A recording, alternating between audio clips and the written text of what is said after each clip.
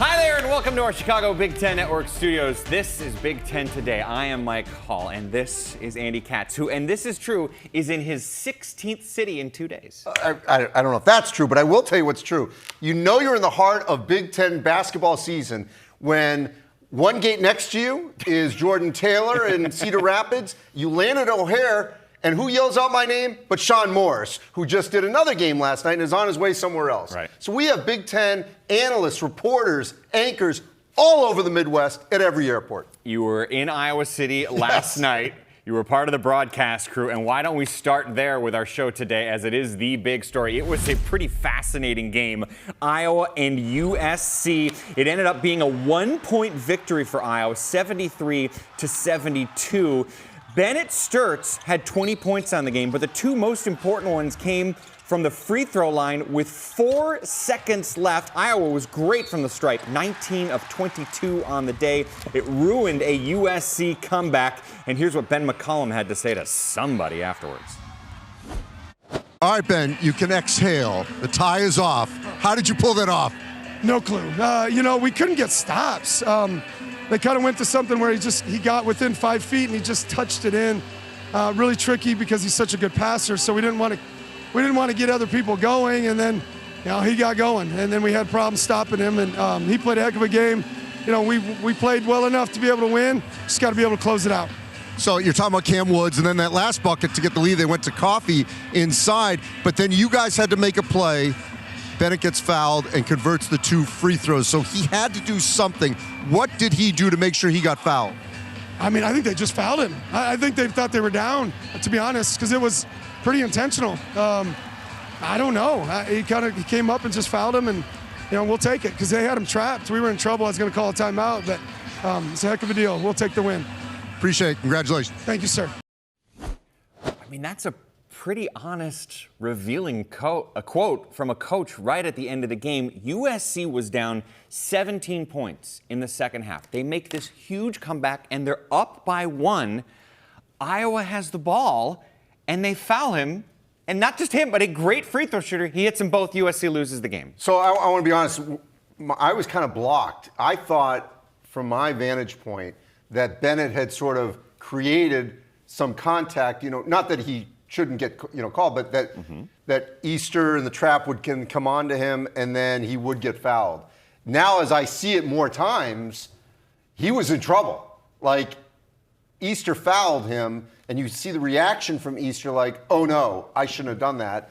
And they had him trapped.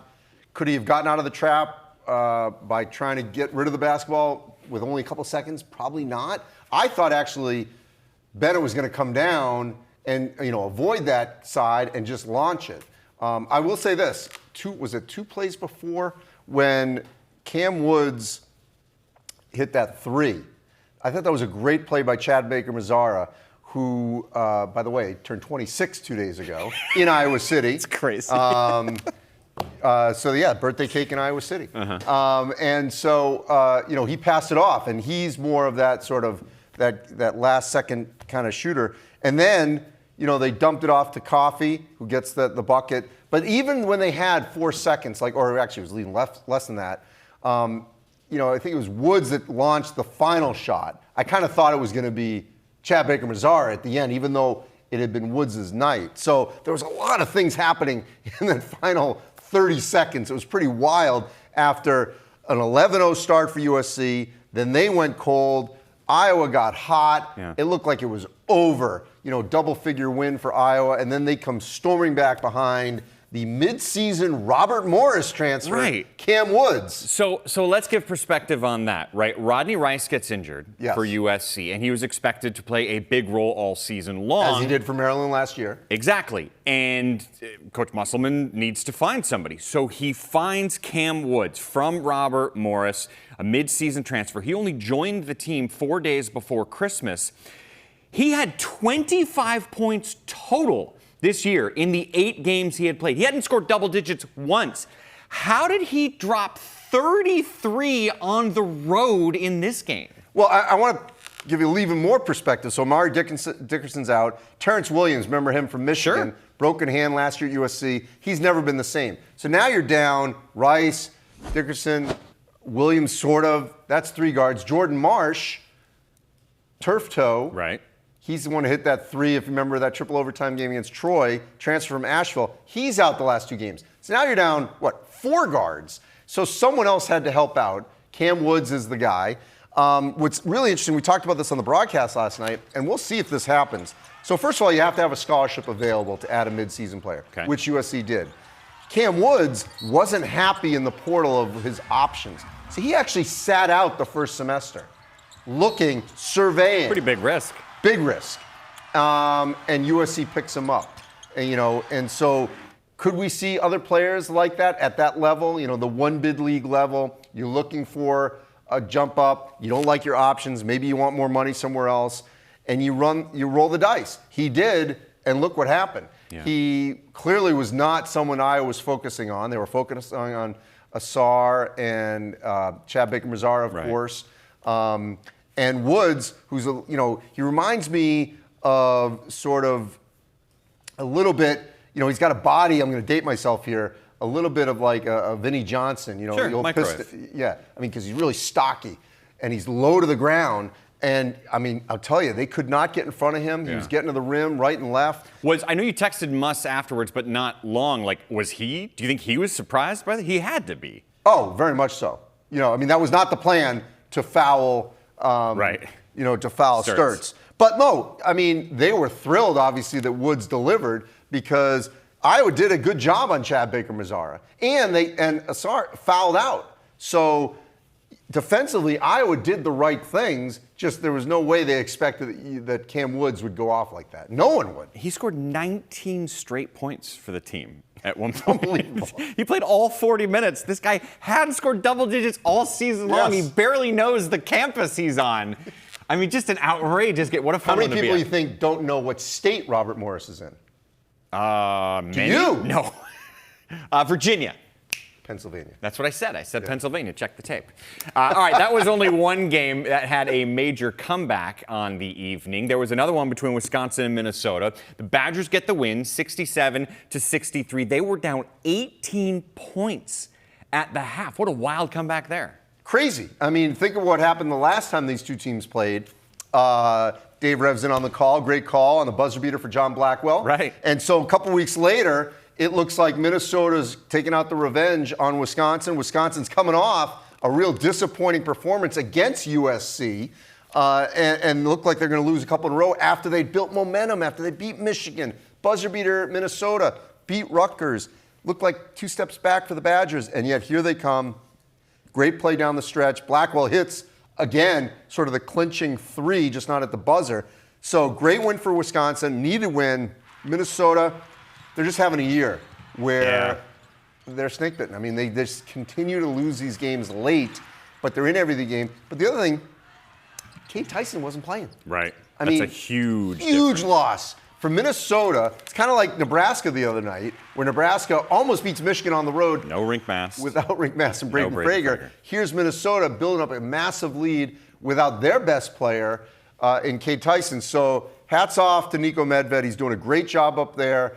They just haven't been able to turn it. It's year 1, but there's definitely a buzz going. Yeah. And people are believing at the barn. Yeah, they've lost 6 in a row, but one was by 1 point. One was by 3 points. This one was by 4 points when they were up at halftime by more points than their opponent had. So they're showing, like you said, a lot of great things for chunks of games, just not for the entire They're game. going to be a spoiler. I have no doubt that as these teams that are in that sort of muddled middle in the Big Ten that are trying to get these wins, you cannot count a Minnesota home or road win. Right. In your column. You're talking to Tom Izzo coming up. Correct. Next Wednesday night, where will I be? The barn? The barn against Michigan State. Very good. That's another game. That Michigan State, they cannot overlook that. Cannot overlook that. It's going to be a very difficult game. One more thing on the Wisconsin side. Just thought I'd throw out my schedule for you. Thank you very much. We were all concerned at home. One more thing from that Wisconsin win that was interesting to me. They made 1 2-point shot in the first half. They had 10 paint points total on the day. That's not your father's Badgers. Right. Things are different. They obviously have players that can shoot threes. And again, Greg Gard has adjusted to the personnel. Right. this is not sort of from the Bennett-Ryan era where it's, hey, this is where we're going to play. Yep. You come here, this is what we're doing. Greg is adjusting. That's what you have to do today. You have to adjust to your personnel. Yeah. And they're doing a good job with that. The West Coast matchup on the evening yesterday was UCLA against Oregon, and it was another win for the Bruins. They've now won 5 of their last 6. And remember, a handful of days ago, they beat Purdue. Mick Cronin afterwards, not happy at the world, doesn't like his schedule, doesn't like what's happening. We saw this last year. Yes, remember that? And yes. Last year it was less of an immediate impact. I don't know how much is correlation or causation between things like this, but he got mad at his team, and then a couple weeks later they're playing really good. He gets mad at the world in this last one, and they're winning ball games again. Yeah, look, I mean, it's ridiculous to complain about the schedule because what happens is you get it back on the back end if you're on the road a lot on the front end. And by the way, like USC, Musselman requested to have 3 straight road games early in January when they went Michigan, Michigan State, and Minnesota to get one of those out of the way. So look, I don't want to hear it because it's ridiculous. They're in a nice stretch right now. Yeah. Where they've got a bunch of home games. They just had a couple of home games. And by the way, they beat Purdue. They yes, won that, yes, the whole point. That was the beginning of the complaint. And they beat complaint. Northwestern. Now they're going to get Indiana at home. They're one trip in the middle of this big homestand to the West Coast to a team that's missing 3 starters, essentially, in Oregon. So the schedule is very favorable for them. By the way, the beauty of a 6 p.m. Big Ten Network game is you can still watch the other 2 games. That's true. So you're not Wednesday. just BSing us right now by looking at a No, box no. score. I was back in the hotel in time to watch the late night games and then make sure I was here this morning. So that's the beauty of a 6 o'clock game. So if I can be on the 6 Just to p.m. be clear, we know his schedule next week, and we know his preferences in games. So Alex Birchie, if you're watching, just keep this in mind going forward. Yeah, because then I can see all the games when I then talk about them on Thursday. Uh-huh. Look, I feel bad for Oregon. Yeah, so shorthanded. I mean, I was not alone in thinking the Ducks could be a tournament team, a team that would finish in the top 5 in this league. But, I mean, Jackson Shellstead gone for the year. Nate Biddle's been never the same since his high ankle sprain, out again. Simpkins was out last night. They just don't have the personnel. That's 3 of their top 4 scorers. Yeah, Wei Lin was sort of an added pickup and was not supposed to be a primary guy. Now he has to be. That's a lot on his shoulders. And, look, the biggest difference for UCLA is, and we hyped him up rightfully so, Donovan Dent, is now in the last week playing like the former Mountain West Conference Player of the Year. Right. So he wasn't early in the season. Whether or not he and Sky Clark really meshed early, I mean, things weren't connecting. They are now. Now Clark's out still with the hamstring injury, but Donovan Dent has raised his level. And if he continues to play at this level, UCLA is going to be fine. They'll be in the tournament, and they could win a couple games. Yeah, for Oregon, you're looking at 7 straight losses. They haven't won a game since the day after New Year's. Altman came in with this remarkable streak. He'd won 20 games every year. 15 seasons at Oregon, he'd always won 20 games. Now they're sitting at 8-13. If you say that's a jeopardy, you're being kind. Yeah, no, it's going to have to be a complete rebuild. Yeah. And look, we know that Oregon has incredible, sponsorship essentially with Nike. Sure. So they back their athletic programs, obviously football and other sports and track and field and so on. So the funds are there in this new world. They're just going to have to go out and do it. I mean, they're too prideful. I don't see this as a downward spiral with the program. It's just an unfortunate event. I mean, they're honest about this. They made sure they retained, which on paper looked great, Biddle, Shellstad, and Evans. They didn't really do enough with the rest of the roster. And then when you lose 2 of those 3 to injury, you're in trouble. Yeah, how many teams across the country, if they lose their number 1, number 2, and number 4 scorers, are going to be in a good position, just about?